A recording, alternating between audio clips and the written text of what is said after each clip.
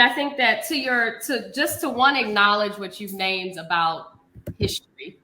One of my favorite terms, and I know that Dr. James Anderson is mentioned in the report a number of times, but there's a term that he uses called rebel literate.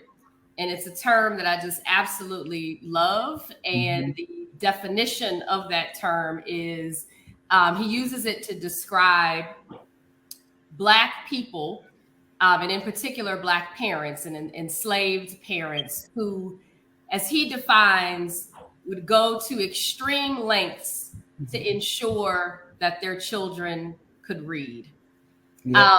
And I love that term because, one, the definition I just provided. Two, as someone who has been in this field for a while and has done a number of different things, work on parent and family engagement, we know that often when it comes to Black parents, there's this narrative of Black parents not being involved or engaged. And it's an inaccurate portrayal because what we do know, given what you just named in terms of history, is that Black parents for a very long time have been acting in this kind of rebel literate role of going to extreme lengths to ensure their children have the educational resources they need, down to more recent examples where we have seen people who have used, different addresses and have been criminalized for that. But if we understand the reason why, we understand the connection between your address, your zip code, and the quality of school that your child might be able to attend. And so here we see parents going to the extreme length to ensure their children can read. So I just wanted to, one, sort of acknowledge the historical context that you started to name and add that to the conversation. And then also just to sort of bring to the preschool to prison pipeline. I think what's important to note there is that it speaks to the importance of literacy. That literacy is not just about being able to read words on a paper or on a page, but it is actually about access to information.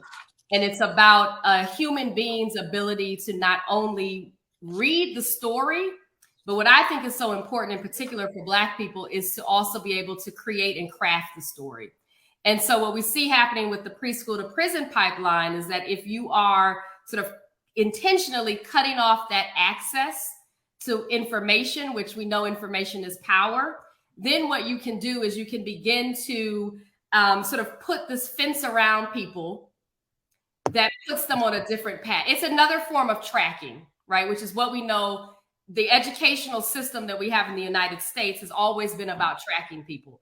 Preschool to prison pipeline is another way of tracking. So if you keep children at a very young age from learning about themselves, from having access to information, from having the tools they need, the literacy tools that they need, then what you can do is you can begin to track them into a particular path.